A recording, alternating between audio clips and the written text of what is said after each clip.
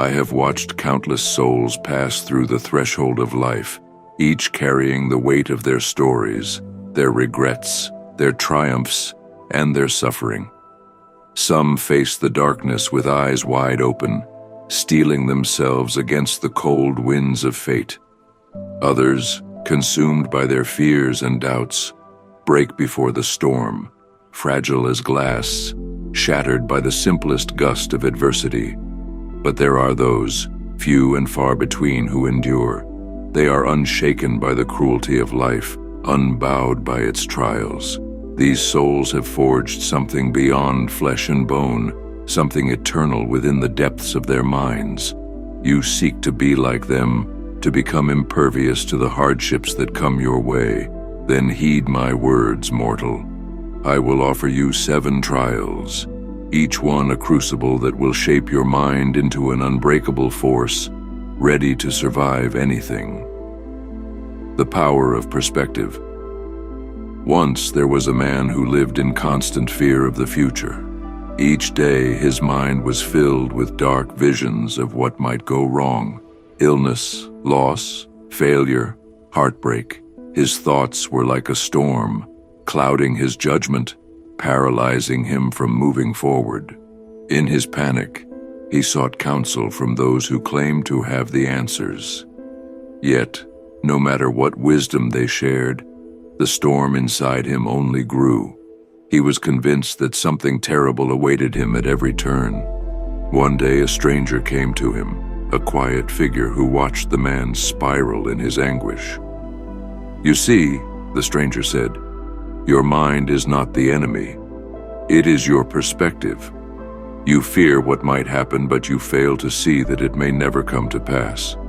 You let fear control you because you are looking at life through the lens of disaster." At that moment, the man understood. He had been training his mind to see catastrophe, but now he would train it to see possibility. By shifting his perspective, he learned that fear was only as powerful as the meaning he gave to it. To survive anything, you must learn to control how you perceive the world. Shift your gaze from the darkness to the light, from the limitations to the opportunities.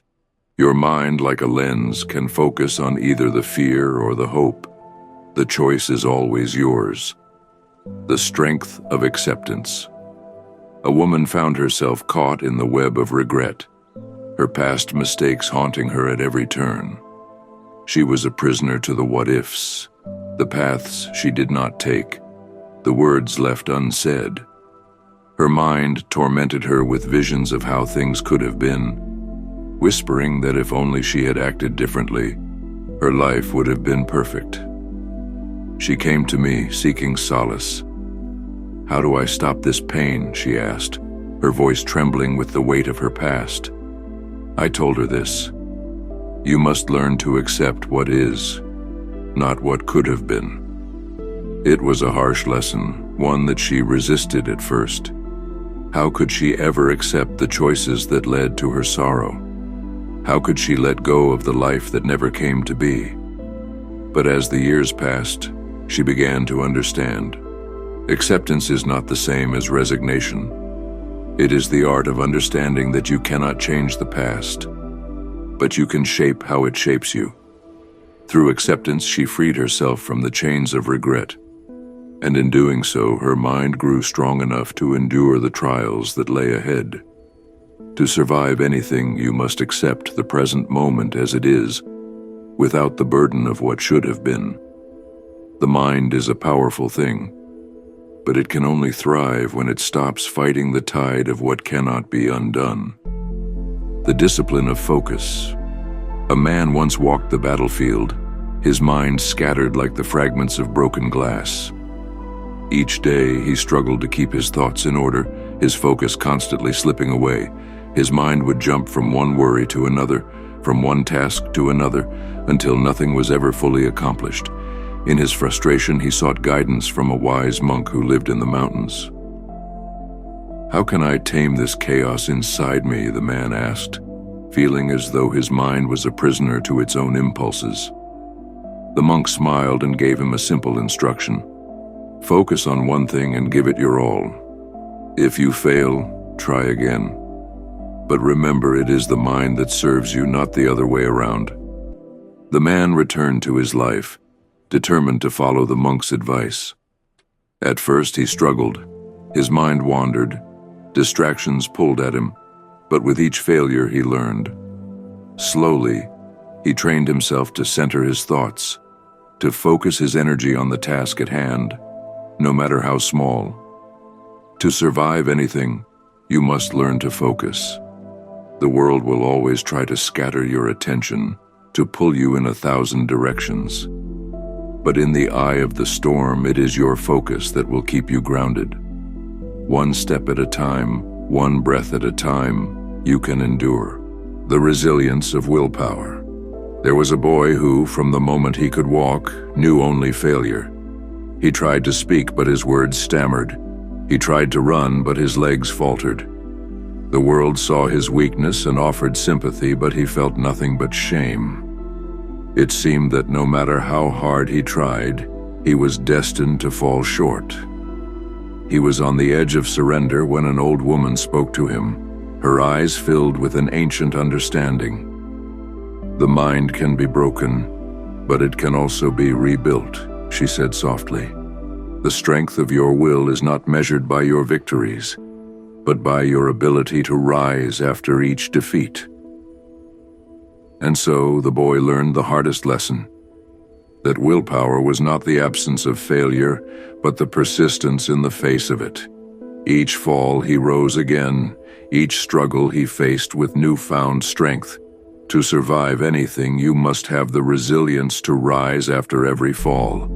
The mind does not become stronger through success alone. It is forged in adversity, tested in moments of weakness, and strengthened by the will to continue.